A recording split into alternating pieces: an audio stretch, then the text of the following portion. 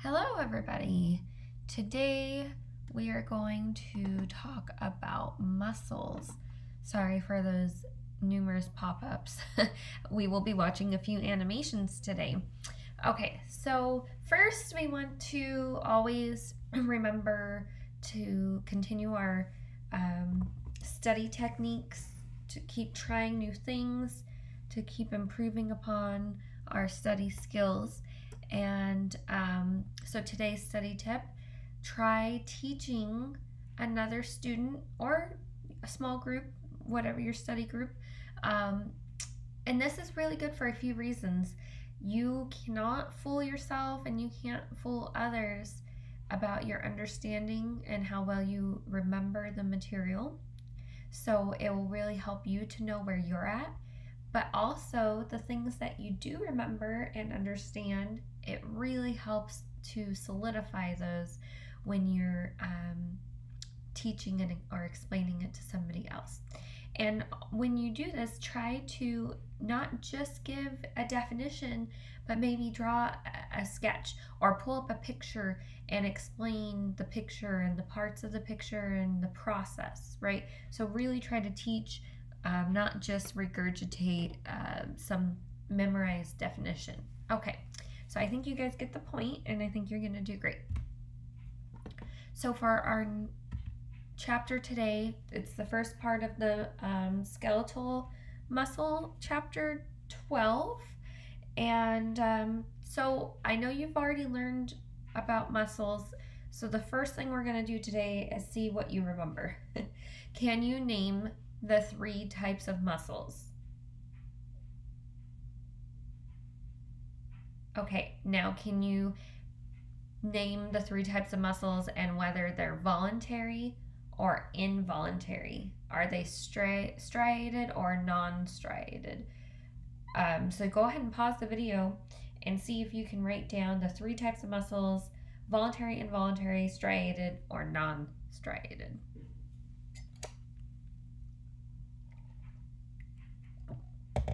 Okay, I'm going to assume you paused the video and now you're ready to move on. So let's see if you were right. So the 3 muscle types are smooth, cardiac, and skeletal. Smooth, cardiac, and skeletal. So as you know, smooth muscle, it's in the name. Smooth muscle does not have the striations. It's smooth. It's also involuntary. These are things like your different organs, right? We'll talk a lot about smooth muscle when we get to our unit on the gastrointestinal tract. So we're not really going to be talking about that today. Cardiac muscle is also involuntary, right? You don't have to constantly think about and make sure that your heart is beating. It's striated though, just like our skeletal muscle is striated, okay, but it's involuntary. And again, we'll be talking a lot more about cardiac muscle when we do our unit on the cardiovascular system. And then what we'll mostly be talking about in this chapter is skeletal muscle. So skeletal muscle is voluntary, right? You have control over it. Striated, right? The appearance is striated. We'll see that in a second. Functions, right? To produce movement, maintain posture, support the organs, and produce heat. So you might think supporting the organs is just in keeping them in their place, but that's not necessarily true either. Like, there's more than just that function. So when you think about the lymphatic system does not have its own pump like the cardiovascular system has the heart to pump blood. But what do we have to pump lymph? We don't have a separate organ for that. So a lot of the movement of your lymph is from the contraction, the movement of your skeletal muscles will help to move that along. So this is another reason why regular exercise, being active, is very important to your immune system, to your overall health. Is because the immune system, there are several functions that really depend on you having that movement, right? getting air in and out of your lungs, increasing the rate of that movement of cilia and mucus in your lungs, getting an increased movement of the lymphatic, the lymph in your lymphatic tissue, right? As well as all the endorphins and things we learned a little bit about in our endocrinology chapter, that there's a lot of neurotransmitters, right? And exercise is a great way to get those back in balance, or get a surge of the feel-good feelings. Okay, you get it. Exercise is good. Moving on. You already know all these parts from anatomy. You learned that there's a covering on the bone. You learned that the connective tissue that holds muscle to bone is called a tendon, right? You know that you have a skeletal muscle here. Skeletal muscle is made up of bundles. Each bundle is made up of individual cells. So here we're focusing on the muscle fiber, or the cell. And recall that a muscle cell is skinny and long, similar to neurons in that matter. So you can look at your shoulder and look at your bicep goes all the way down to your elbow. You can see that that's about the length of one of your cells in that muscle, right? Each muscle group, of course, is a different length. So you have all sorts of different lengths, but you get it. They're long cells. Okay, so we'll mostly be focusing today on what's going on at the cellular level. How does the muscle work at the cellular level? Okay. So here's another image of the same exact thing, but here we're pointing out that within each cell, or a fiber, right? So muscle fiber is the same thing as a muscle cell. So within the muscle fiber, you have lots of proteins that are also long proteins, and we call these myofilaments. And you probably already remember that our myofilaments are made up of actin and myosin, and that's how we get the contraction or shortening of the muscle. So we'll be talking about that. Also recall that the cell membrane, so each individual muscle cell has a membrane, and it's, instead of calling it the plasma membrane like we normally call cell membranes, it's called the sarcolemma. Okay, so the sarcolemma is the cell membrane for a muscle cell. Okay, so here we have, looking at that muscle cell more closely, you can see some more parts. And again, I know this is all review for you, but I just want to make sure you remember it since we'll be talking about it. Okay, so sarco means flesh. So sarcolemma is the flesh, or the covering of the muscle cell. Okay, and notice we have these T-tubules, transverse tubules, and they will actually end at the sarcolemma at a pore, so that they open out to the outside. Okay, so the T-tubules are used for electrical communication outside of the cell, right? Transverse tubules meet at the sarcolemma, form the holes or pores, right? And that's how they can actually release things into the environment outside of the cell. Okay. You have the sarcoplasm is like the cytoplasm, but again, specifically talking about muscle cells, so we'll be using the prefix sarco for most of these parts, right? So sarcoplasm, another term for cytoplasm. There's lots of mitochondria, as you can imagine. Mitochondria, what's their function is to produce ATP, right? And muscles are doing lots of work, so they're going to need tons of ATP. So it makes sense that they're going to have lots and lots of mitochondria. And then you have your myofibrils, you see here. So this is one muscle cell, and there are bundles of proteins that kind of look like the muscle cells did when we looked at the whole muscle. So that's why you have to be careful not to confuse the bundles of cells with the bundles of proteins. Okay, so you have the bundles of proteins called myofibrils, and these are the proteins that contract, right? So your muscle can shorten and do work. And again, the functional units that we'll be looking at are myosin and actin. Okay, the sarcoplasmic reticulum, we'll be talking about that later today as well. So you see all this network of green everywhere. Those are the sarcoplasmic reticulum. The purpose is to store calcium.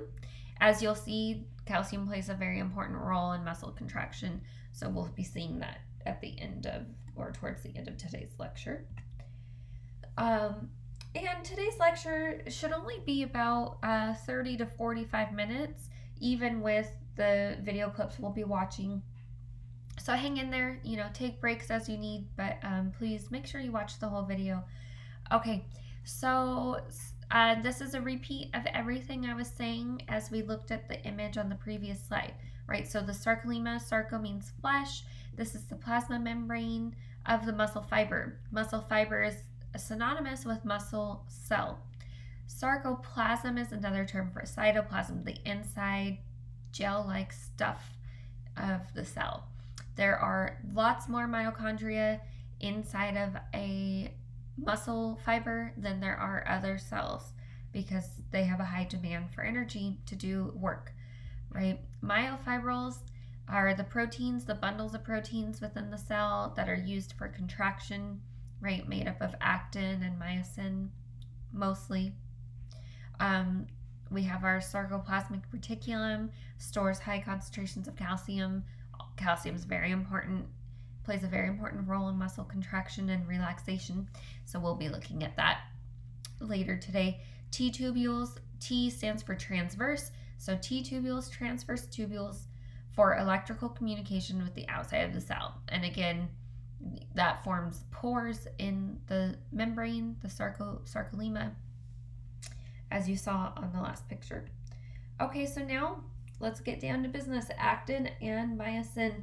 So here, this large bundle of green, of course it's not green in real life, it's green in this picture to help distinguish it from the rest of the parts while you're learning the parts, but it would all look the same color, if you want to call it that, in actual life. So anyways, this is the thick filament, and if you recall, the thick filament is called myosin, right? It's made up of myosin, and it has these myosin heads that kind of look like lemons to me, green lemons. Please notice it's not obvious in this picture, but there are two heads, right? One light colored and one darker color. That's just to try to distinguish them. They would be the same, and they're not actually green. Okay, so you have two heads. So it's like another way to think of this is like a golf club that has two heads, a double golf club. Okay.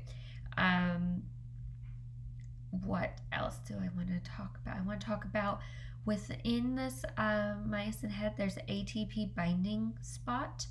We're going to look at how right now the myosin head is not attached to the purple beads. It looks like purple beads. These are the actin. This is called the thin filament because it's actually thinner than the thick filament. Okay, so we have actin, where we already know that myosin is going to need to attach to actin. You know that from anatomy. But right now it's not attached, and that's for a couple reasons. The ATP is still here, and the tropomyosin, what's shown in pink, is covering the binding spot for myosin to bind to actin. Okay, so these binding spots once troponin is removed, sorry for that interruption. Once troponin is removed, which will actually happen from calcium, once troponin's removed, your tropomyosin will scoot over. It'll release the binding spot, and then your myosin head can attach to actin. At the same time that tropomyosin needs to move out of the way, ATP needs to be hydrolyzed into its components ADP and phosphorus. So once that happens and you have the tropomyosin moved out of the way, then you'll get the binding. So we see the before and the after. Okay, so let's go over this one more time. So the thick filament is called protein. The thick filament is protein called myosin. So again, if it's protein, it's made of amino acids. So keep that in mind. It's made of amino acids. It's not actually green. You have the heads, 2 heads on each one. Okay, and then they're kind of woven together. So you have myosin, tails, and then at the end you have 2 heads. Okay, those 2 heads are going to stick out, and once ATP has been hydrolyzed, it will straighten so that it can reach and bind to actin. Okay, but actin has to have had calcium come in and bind to troponin to get the tropomyosin out of the way. Okay, so myosin needs to do its part with ATP. Actin needs to do its part with troponin and calcium to release tropomyosin so it can bind. Okay, so the purple beads in this picture are actin. Good. It is double-stranded, as you see, and twisted around. Okay, and it is called the thin filament. Good. The ATP binding site is on the myosin head. The myosin binding site is on actin. Myosin binding site is on the actin. Okay, so 2 different binding sites. Okay, so here are what I was saying. Myosin has 2 heads to interact with actin. It's bent until it hydrolyzes ATP and then it straightens. Okay, one tail region that doesn't move, it's always part of the thick filament. Actin was the thin filament. It's a chain of many actin subunits. Each subunit of actin has an active site or binding site for the myosin head. That's held together by tropomyosin, and troponin helps keep tropomyosin onto actin. Okay, and again, that's what we have to get out of the way if we want myosin to be able to bind to actin. Okay, so calcium, as I was saying, will bind to troponin. That will cause it tropomyosin to move and uncover the binding spots, and then you're able to have binding. So here in this image, notice the ATP has been hydrolyzed and our myosin is now standing up straight and is ready to bind to these binding sites as soon as the tropomyosin moves out of the way. And so now in this picture on the right, you have calcium binding to troponin and releasing the tropomyosin, and you get the binding of the myosin head to actin. And then you get a contraction. So then it bends, pulls the actin, and we'll see in the next image, we'll see that contraction overall. Okay, so calcium, where is it coming from? It's coming from the SR. What's SR? Sarcoplasmic reticulum. Okay, so calcium comes in from the sarcoplasmic reticulum and binds to troponin, causes shape change in troponin, releasing tropomyosin. Good. That opens up the binding sites on actin. Now myosin head can bind to actin, this actually causes the phosphate group to release Okay, that will cause the bending for the contraction, and then that's going to kick out the ADP. So the first step is the myosin head binds to the active site on actin, and then the phosphorus leaves. The whole structure can bend or contract, and then the ADP will leave. Okay, so now you've just gone over a lot of detailed steps. Make sure you keep going back over it. Make sure you have all the detail, you know, all the steps. Okay, so you already learned about the sarcomere in anatomy, but let's take a look at it again. So you have this from Z disc to from Z disc to the next Z disc is one unit called the sarcomere, and it has your thick filament and it has your thin filament. And the picture, it's the same color coding as the previous picture, so that's nice. So in this picture, the green is the thick filament. That's your myosin. Notice you have all the myosin heads sticking out.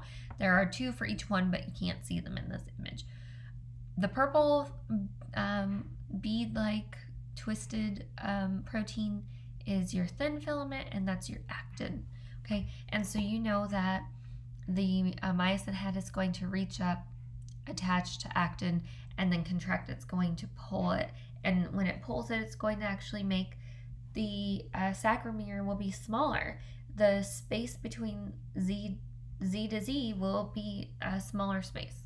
And go ahead a little bit. Oh, no, I don't have a picture of it. Okay, but I do have a video, so you will see the shortening in the sliding filament video. So we're going to talk a little bit more about the sliding filament theory, then we'll watch a couple of short videos. Okay, so the reason that we can have this function of the muscle to contract is because of this overlapping, right? Because the myosin overlaps with the actin, it can grab it and it can pull it. And because you have this space here, that gives you space to actually pull actin that way. So this is the amount of space that the muscle can contract. This space and this space, right, can be brought in. So the sides will be brought in. Okay. So because they overlap, the myosin can grab the actin and pull it, and the sarcomere becomes shortened. Okay, so this is our sliding filament model. This is everything we just talked about, putting it all together.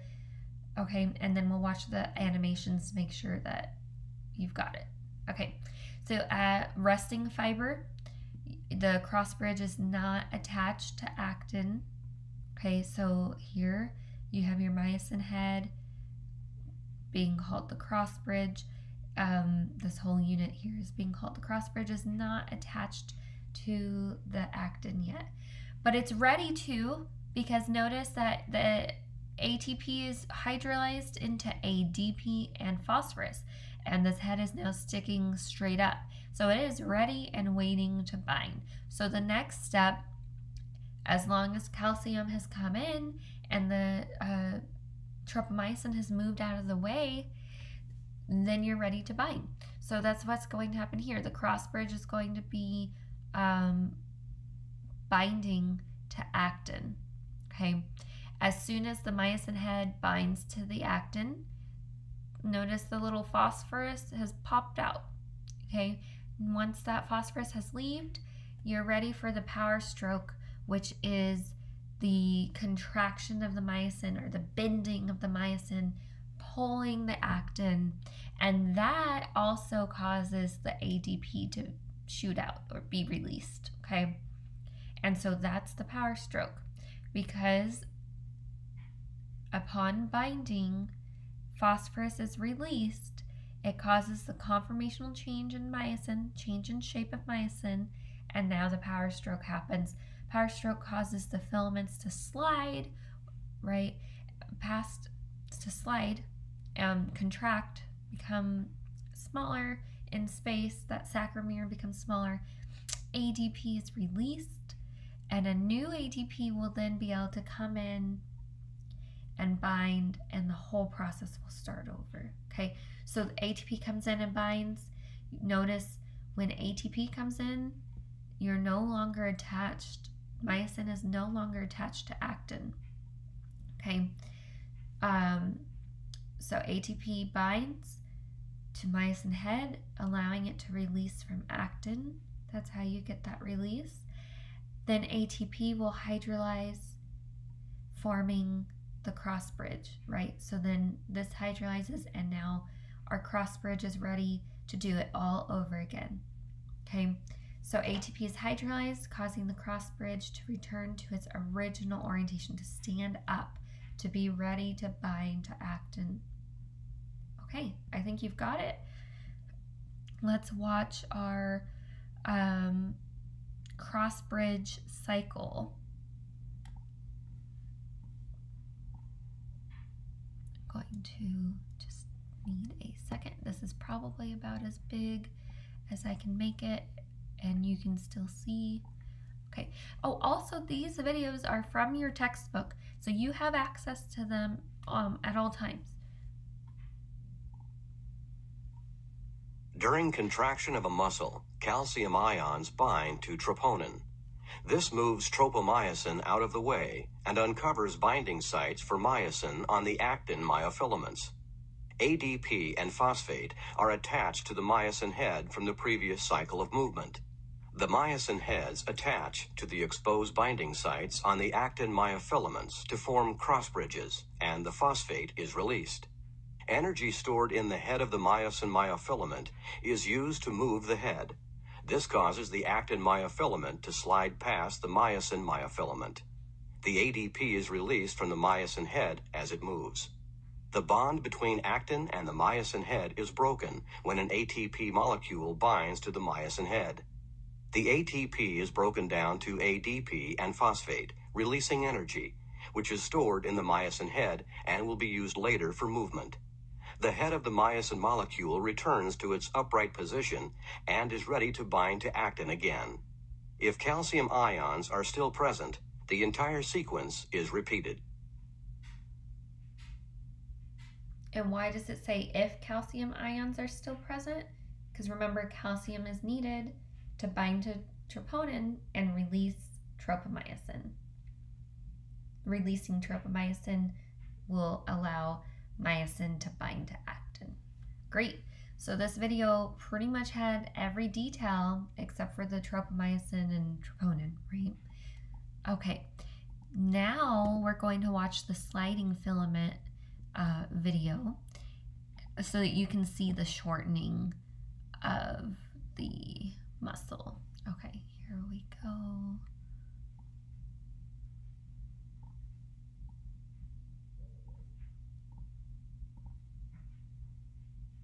In a relaxed muscle, actin and myosin myofilaments lie side by side, and the H zones and I band are at maximum width. During contraction, the actin and myosin myofilaments interact. The actins slide toward the center of each myosin myofilament. As a result, the sarcomeres shorten. In the fully contracted muscle, the ends of the actin myofilaments overlap. The H zones disappear, and the I band becomes very narrow. Okay, good.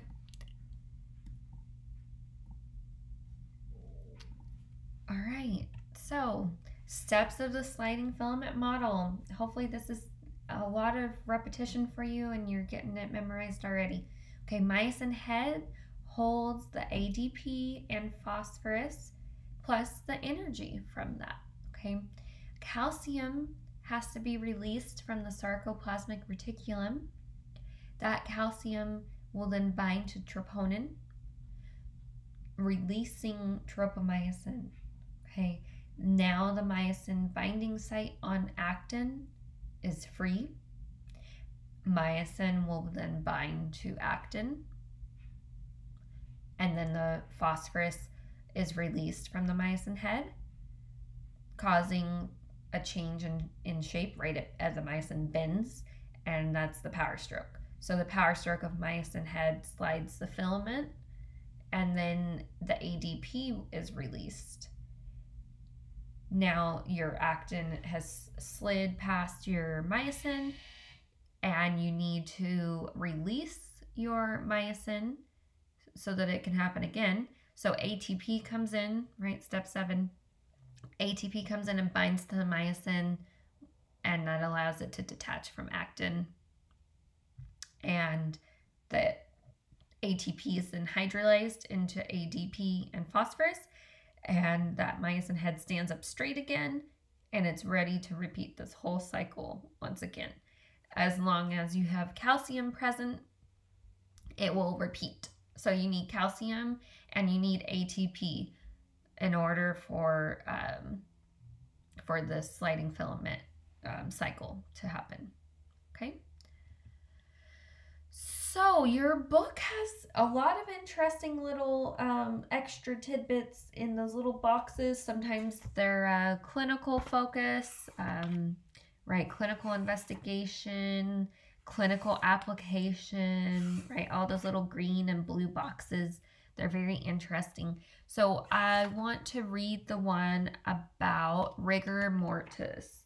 And so let's see, that is on page, if you have the newest edition, it's on page 370. Okay, rigor mortis is the stiffening of the body that begins a couple of hours after death and lasts for about 2 days, depending on the temperature, of course. In rigor mortis, the myosin heads form rigor complexes with actin that do not detach. This is because ATP is lacking in dead cells. And without ATP, the active transport pumps needed to move calcium from the cytoplasm into the sarcoplasmic reticulum cannot function. As a result, calcium remains attached to troponin so that tropomyosin cannot inhibit cross-bridge formation. So in other words, the cross-bridge is formed and it can't be detached, right? So after a while, the myosin heads cannot release from actin because they cannot bind to a new ATP. They can't bind to a new ATP because the person's dead and they're not making any more ATP, okay? So the question here is, the time of the murder victim's death is commonly estimated by the flexibility of the body. So how would that work? How would the flexibility of the body give you an idea of how long the body has been dead?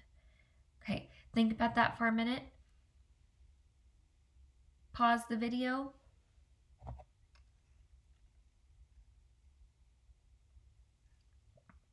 Okay, so hopefully you read that little section again, you thought about it. So how is it used to determine time of death? Since ATP is not available, the person's dead, they don't make ATP anymore. The myosin head is stuck on the actin binding site, right? Because it's the ATP that binding to myosin that releases it. So no ATP, myosin's stuck on the actin. This can happen within minutes of a person's death, okay? But it says it can last up to a couple days. So why does it eventually stop? Well, the body starts to break down, right? Things are not going to be preserved. For instance, lysozymes in the cells start to break down and release their digestive enzymes and substances. Okay, so that's one part of it. And of course, everything is breaking down in the body. Okay, so as things are breaking down, the body is going to become more flexible. So the longer someone's been dead, the less stiff they'll be, right? So if they're very stiff, then you know it's recent. Okay, if they're not stiff at all anymore, that body's been decomposing. I know this is kind of gross, I'm sorry. But hey, you know what? If these topics, if you can think about and talk about these things, they're interesting. You know, maybe you should think about pursuing a career, you know, as a coroner, right? Or working in crime scene investigation labs, things like that, right? We always need people that can do good work in these positions, right? It's very important part of our societies. Okay, so and they don't only go by flexibility. They'll also look at temperature and things, right? There's also something called liver mortis, which is looking at lividity. So how much blood is in certain areas of the body, right? So once you stop having your muscles and your heart and everything to keep things flowing, depending on the position of the body, the blood's going to pool. So like if I were to die right now sitting in this chair, and then let's say there's an earthquake and I fall out of the chair, they would find me probably mostly in a position that looked like I was sitting. But even if my body position was somehow changed, they would see that there was a lot of blood pooling in my feet and in my low back and buttocks, right? Because those are the points where gravity is pulling blood down. Okay, so there's lots of things, I guess, besides just rigor mortis. But altogether, right, there's quite a bit of detective work that can be done when you know and understand how the body works and what happens when the body stops working, right? So, okay, nice little aside, get a little break from all the heavy steps in this lecture.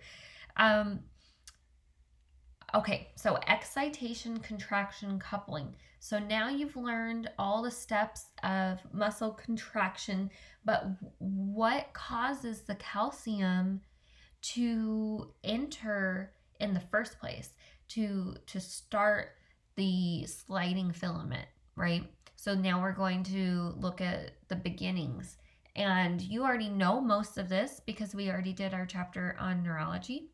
So even though sometimes I know it feels overwhelming to look at these images and all these steps, you have to keep reminding yourself, like, you already have done this for the most part. You already know this, okay? So you're doing good. Keep it up. All right, so step one, we want to look here. This, do you know what this region is? I know you can just look at the answer, but looking at this image, we have a muscle cell. And it tells us that the sarcomere, so the plasma membrane of the muscle cell, is here. And then we have, at the top, we have an axon terminal. So we have an axon coming in to talk to our muscle cell. And notice that where that happens at the axon baton, at the cleft, the synapse, we have the sarcomere is folded, okay? And it's folded to give it more surface area. And it has more surface area so that it can have more receptors. Okay, so these little green rectangles, those are the nicotinic acetylcholine receptors that you've already learned about.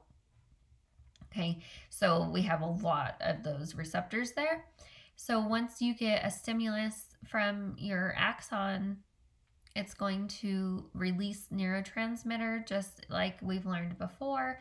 That neurotransmitter is going to bind to the acetylcholine receptors, the nicotinic acetylcholine receptors. Okay, step two here, skeletal muscle voltage gated sodium channel. So that stimulus will cause the voltage gated sodium channels to open.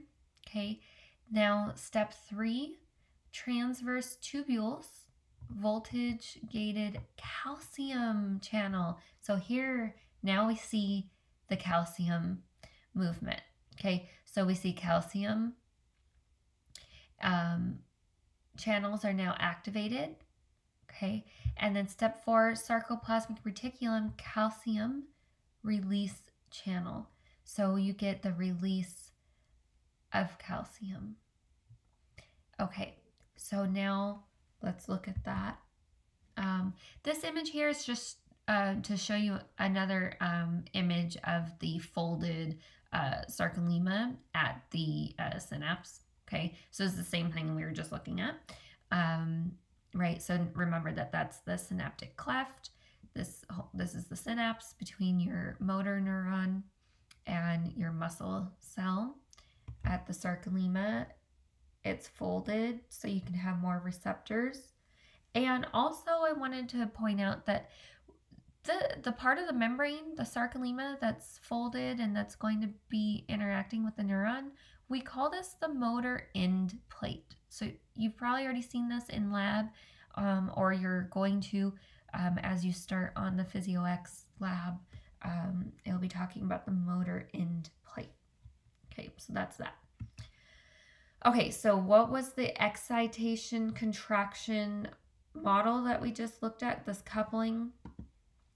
You saw it right here, excitation, contraction, coupling structures. Okay, so let's look at that. The connection between the synaptic terminal and the sarcomere, right? Acetylcholine is released into the synaptic cleft. You already know how that happens. We looked at that in our neurology chapter. Acetylcholine is going to bind to those nicotinic acetylcholine receptors that are bound in the folded sarcomere, right? So rippled or folded to increase surface area. And it's also, that's the area that's called the motor end plate, the sarcomere that's interacting with at the synapse, right? Okay, that's where acetylcholine binds. It binds at the motor end plate on the receptors of the sarcomere, and that's going to activate receptors. Those activated receptors are going to activate the sodium channels, right? So now you're going to open up the sodium channels, you're going to depolarize, right? And then your action potential begins in the motor cell, the muscle cell. The action potential travels along the sarcomere until it reaches the T tubules, where then you get the involvement of the sarcoplasmic reticulum, right? The sarcoplasmic reticulum releases calcium, and then that release of calcium can start the whole sliding filament process that we just looked at. So that's it from beginning to end, from receiving the signal from your axon to sliding your filament, to contracting your muscle. Okay, to end your contraction, you're going to need active transport of calcium back into the sarcoplasmic reticulum, right? You need to get rid of the calcium, or else you're going to keep stimulating muscle contractions, as well as you need the ATP to bind and release your myosin, right? So both calcium and ATP are the limiting factors, right? You need to have calcium present and you need to have ATP present in order to start your muscle contraction, and you need to get rid of the calcium if you want it to stop. And that's going against the concentration gradient, so it's active pumping to get calcium back out so that you can stop contracting. Okay, fun little fact, the human body has over 600 muscles. You probably know that from anatomy. Thank goodness you didn't have to memorize all 600 muscles. Go to medical school, you'll have to memorize them all. Women are typically 30 to 40% muscle. Of course, if you're overweight, then the percentages will change, right? Because you'll have more and more fat. Men are typically 40 to 50% muscle. So even a really fit, very strong woman who works out and builds muscle, men are still going to have more muscle and probably be stronger. Now, not to say that you can't ever find a woman who's stronger, right? You can, but in general, men have more muscle, therefore they're stronger. They also tend to be taller than us, and having leverage increases your ability to do work, so that will also make them appear stronger. So, okay, back to work. Muscle twitch.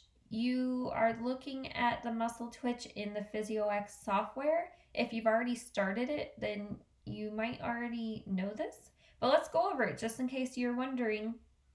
I can clarify things for you. Okay, so in here, in this image, this graph, you have a stimulus at time 0. And I know it's weird that time 0 is here and not over here. Just get over it. Okay. Stimulus is here at time 0.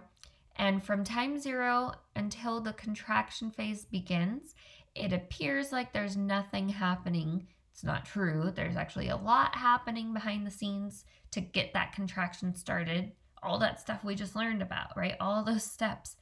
But we call that the latent period. Okay, it's always the same.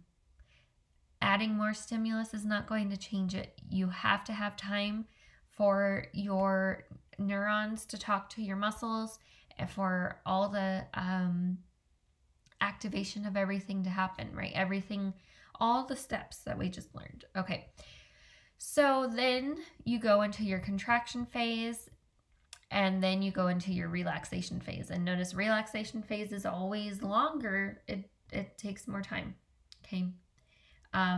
Also notice it takes time to build up to maximum tension during the contraction, okay? So tension, and this is what can change. This is where it's different from action potentials, is that if you have a stronger stimulus, then though the time doesn't change, your amount of tension, how strong your muscle contracts, that can and does change. Okay, so we also see that action potentials were really fast, right? Only about, from beginning to end, about 4 milliseconds. This is much longer, right? It's about 40 milliseconds. Okay, and again, don't get confused when you see this latent period. That's nothing happening. It's just the contraction's not happening yet. But lots of things, all those steps we've been learning about this whole lecture, that's what's happening there. Okay, so latent period is short, 2 to 3 milliseconds. Always you have to have that latent period. This allows the action potential to move across the sarcomere, down the T-tubules to the sarcoplasmic reticulum, release calcium. There's no tension at this point. Then you enter the contraction phase, and in the contraction phase you have binding of actin to myosin, or myosin to actin. You get the power stroke and your tension increases. During your relaxation phase is the detachment of myosin, so then your tension will decrease. Okay, so what's happening in the latent period? You have your stimulus, right? You have your sodium channels opening. You're starting the action potential. The action potential moves across the sarcomere down to the T-tubules to release calcium to start the contraction phase. All right, you've got it. Now, we have our last topic of the day is tetanus. And I know the first thing you probably think of is tetanus, like you get a tetanus shot. So you think tetanus is bad. And that's not true when we're talking about muscles. we need to have tetanus so that we can actually do things. If you only have a muscle twitch, it's not going to be enough time to actually do anything. You wouldn't be able to hold a pen and write. You wouldn't be able to talk. You wouldn't be able to walk, etc. Okay, now when we talk about tetanus, the disease, that's from a bacterium that releases a toxin that inhibits your ability to ever relax the muscle, and you get stuck in a contracted state. And the first part to become contracted and stuck is usually the jaw. So a lot of times it's referred to as lockjaw. But if not treated, it will progress, and it is deadly and a terrible, awful disease. It's not super common in the United States anymore because we have the tetanus shot, but it is still common in other countries, and it is terribly sad. Okay, so let's be thankful for our vaccines. Now, moving on, incomplete tetanus. So if you have a few stimuli in 5 shocks per second, you will see an increase in the amount of tension or force that the muscle causes. But look at, it's very contracted, not, contracted, not, contracted, not, right? This is very shaky. This is not helpful for doing work. You can't walk this way, you'll fall. Okay, so what if you increase it to 10 shocks per second? Now it looks much more continuous, right? This looks better. This is getting close to what we need. But both of these are incomplete tetanus because though it's quick, you still have fluctuations, okay? You haven't reached and maintained maximum strength, force. Okay, 60 shocks per second. Now you've reached full, complete tetanus. And it's not necessarily this quick, but at some point, if that's sustained, then you will reach fatigue. And you know this if you've ever lifted weights and you've maxed out like what's the most weight you can lift. You probably can only do that for a few seconds before you reach fatigue, right? But that's an extreme example. But that's how you can reach fatigue. One way you can reach fatigue, in which you're exerting the same amount of stimulus to your muscles, but they cannot keep up. It's too much, and you get fatigue, and you get fatigue is a drop in the amount of force. So even though you have the same amount of stimulus, you can no longer maintain that same level of force. Okay, and of course, if that was you lifting a heavy weight, you would be dropping that weight during fatigue. Okay, so hopefully we understand these topics, right? Incomplete tetanus will not allow complete relaxation, but it's also not going to allow you to do work, so it's not good. As tension rises, but it's not stable, right? So incomplete tetanus, it's not a stable contraction to do work, but you're not completely relaxed, right?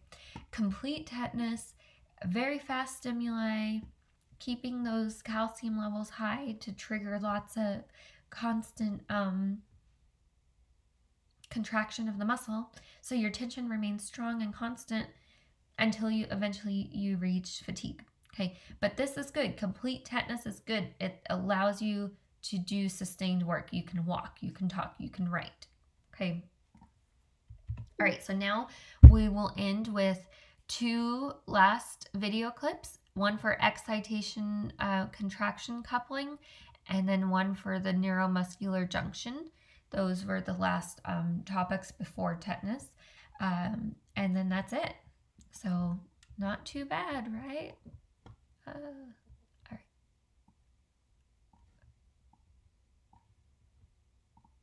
An action potential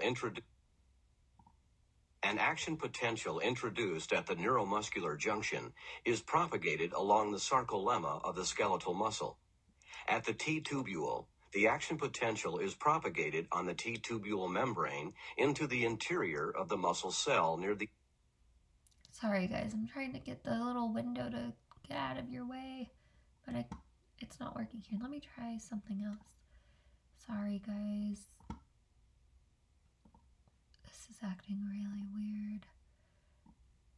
Okay, I'll just deal with it. You guys can always watch this video clip from your book if you wanted to see the closed captions, but I don't want to waste any more of your time. An action potential introduced at the neuromuscular junction is propagated along the sarcolemma of the skeletal muscle.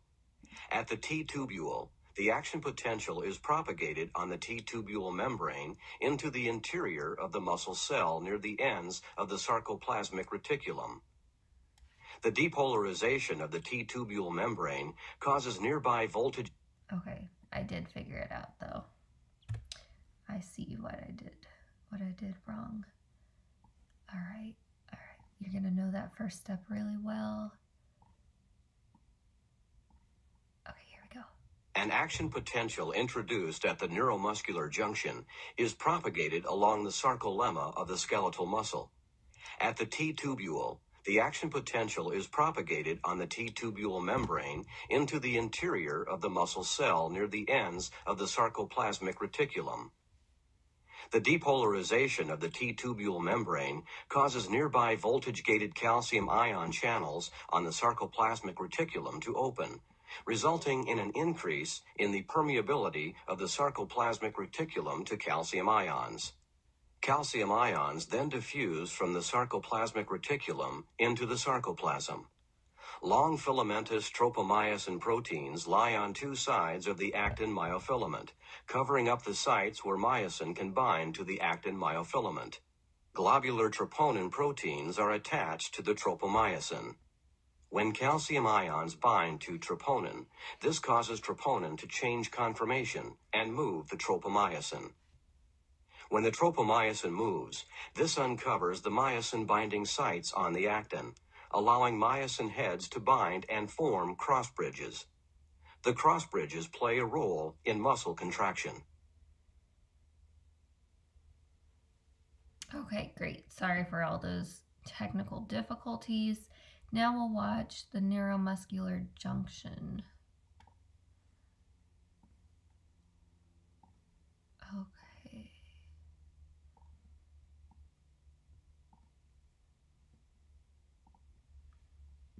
An action potential arrives at the presynaptic terminal, causing voltage-gated calcium ion channels to open, increasing the calcium ion permeability of the presynaptic terminal cell membrane. Calcium ions enter the presynaptic terminal and cause vesicles to release their neurotransmitter acetylcholine from the synaptic vesicles into the presynaptic cleft. Diffusion of acetylcholine across the synaptic cleft and binding of acetylcholine to acetylcholine receptors on the postsynaptic muscle fiber membrane causes an increase in the permeability of ligand-gated sodium ion channels. The movement of sodium ions into the muscle cell results in depolarization of the postsynaptic membrane. Once threshold has been reached, a postsynaptic action potential is generated and is propagated over the muscle cell membrane. Acetylcholine is rapidly broken down to acetic acid and choline in the synaptic cleft by the enzyme acetylcholine esterase. The choline is reabsorbed by the presynaptic terminal and combined with acetic acid to form more acetylcholine, which enters the synaptic vesicles. Okay, guys, that's it. I hope you're all doing well. I know the power outage was quite a distraction to our normal schedule. You have your quiz from Monday. I extended the due date quite far, so you still have plenty of time to do that. I'm going to put up your quiz for this material, for this first part of chapter 12. I'm going to post that today, and then you'll have several days to be able to complete that one as well. So even if your power has been out, you should have plenty of time to watch the lecture, study, and complete your quizzes. Email me if there's a problem, but I'm pretty sure I've been very generous with the timing for everything. Also remember, AM lab, you already completed your biopack, so you are completing the lab schedule as normal. So you will have your PhysioX activity summary due on Monday, and then we'll complete PhysioX in lab. But PM students, you're switching your schedule around. So on Monday, you're going to have your lab quiz for biopack and then complete the biopack. So you need to be doing the entire PhysioX now over the weekend and turn everything in that Dr. Peng asked for you to turn in. If you have questions, PM Lab, if you have questions about what you need to do and turn in, reread the post from Dr. Peng on the announcements, and then email her if you still have questions. Everybody can turn in their extra credit for exam 1 analysis during lecture when you see me. I'll take it Monday and I'll take it Wednesday. I don't really care when you turn it in, as long as I get it before your next exam. And if you think of anything, you have any questions, please email me. Also, I have office hours. Remember, every day, Monday, Wednesday, not every day, Monday and Wednesday at 8 a.m. to 8:30. But Mondays, I'm also here all day until I teach the night lab at 6. So you can always schedule more office hours with me on Monday if you need to. I think that's all the announcements. I hope you're doing well, and I'll see you soon. Bye.